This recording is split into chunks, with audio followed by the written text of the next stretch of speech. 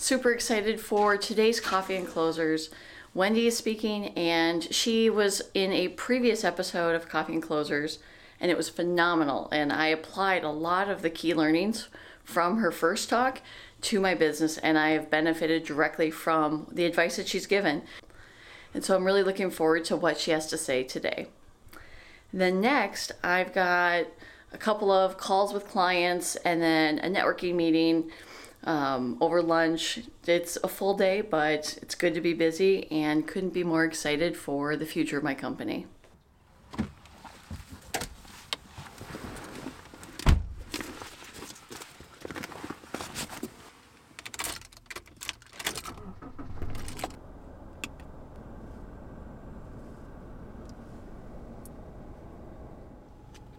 So the biggest thing I've been learning right now in my business is to keep myself super busy.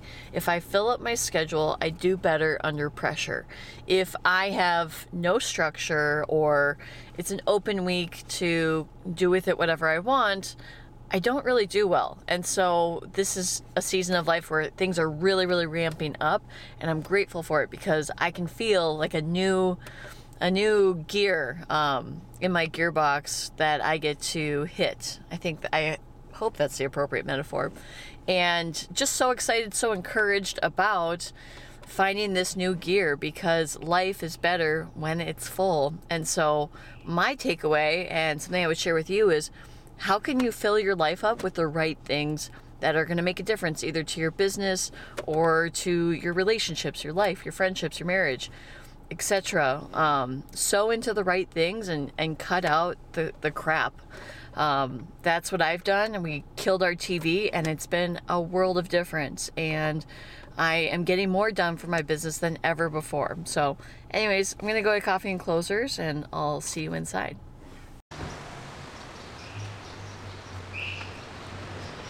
Gotta get those steps in. I mean, I gotta up my step count. I'm definitely not hitting 10,000 steps a day, so I'm gonna take the stairs. Let's see how this goes.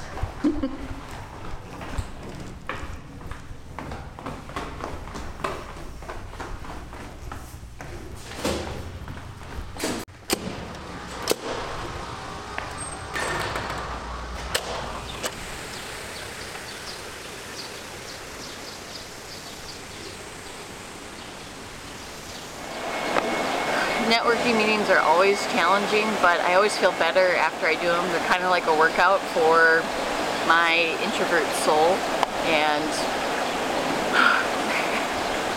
it's always good to do, but it always is nerve-wracking before you go into one of those networking events and you're like, oh, are they gonna like me? How do I break the ice and how do I make that small talk?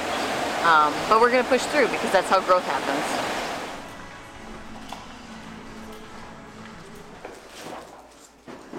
Okay, so just one quick thing. I was leaving the parking garage and I pounded, so embarrassing. I pounded on the glass of a white Hyundai SUV and knock. I thought it was my sister joining me for this networking event, and it very much was not my sister. And I scared the tar out of some poor woman who was applying lipstick. Anyways. Day in the life of an Aspie. Maybe that's just humanity, but anyways, just wanted to share that with you. Oh. Well, how would you react if someone was, while you're parked in a parking garage, someone started pounding on the back glass of your SUV? Ugh. Anyways, you know what? It's only gonna get better. I got in some rowing this morning and remembered that this was happening, so got ready real quick, and it's a full day, but really excited about the promise that it holds. And I always love connecting with people from my network at Coffee and Closers. There's the people that keep coming back, and it's great to hear how their businesses are evolving and the challenges they're facing, because it's often very similar to what I'm facing. How do you get more clients? How do you get the contract signed? How do you create brand awareness? Okay, so Coffee and Closers. Things that we do that aren't selfish come back to you. And even in my company, I've helped recruit, bring in women to be on TV and sales, And I've had other older women come up to me and say, stop bringing people in. They can take my job. I think women are sometimes the worst offenders, at least from my experience. Unfortunately, older women in their 40s, 50s, maybe older, tend to shut out the younger. And I've seen bullying, I've seen younger women feel like they can't get anywhere, they're not trusted, they're not respected. On the other hand, I've seen management teams where they only like the younger people, and the older people are fired, shut out, relegated to lower positions or demoted. So there's a lot of that. I'm going to ask you to be part of the solution, part of the change, part of the light, the positivity, and not needing to do that. I believe there's enough pie for all of us. You know, there are some people who definitely need to eat 5 fucking pieces of pie. You'll get your piece, and they will just get fatter. At this point, is there anybody curious why we brought her back? I'm not. Sorry, you were on a tear there, go ahead. But you know, because it can get infuriating, it can get frustrating, it can feel like the same person always gets everything. It can feel like, you know, you are just working so hard and not achieving and not reaching what you want to. And I'm just here to tell you that it can come around. Just keep going and be you, be the better you. Don't, and it's hard not to get sucked into the drama, to get sucked into the competitiveness and the fighting and the backstabbing. It's really hard to stay grounded. I found that one way it's really great to be grounded is to be unemployed.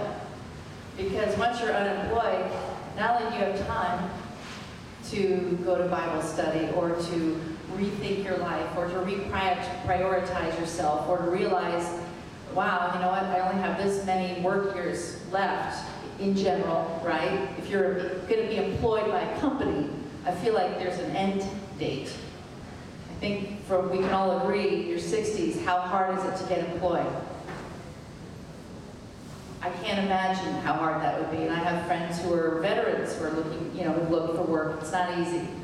So my ask is, younger people, don't forget the older, don't forget the people who are the leaders who've been in your position. Help them. So very often we talk about mentoring and the older mentoring the younger.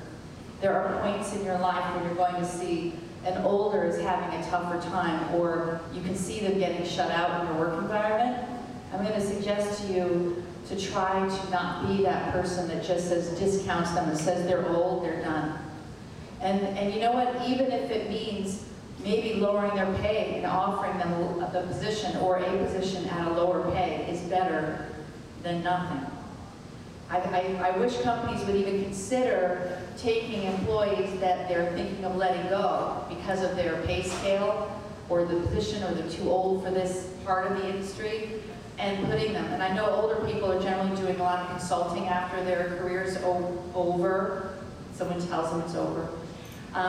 So reversely, older, and especially women, it is hard. I know it's hard to be generous to other women when you feel like they're going to surpass you. And I'm going to tell you, yeah, they will. They will surpass you at some point. However, be confident in who you are.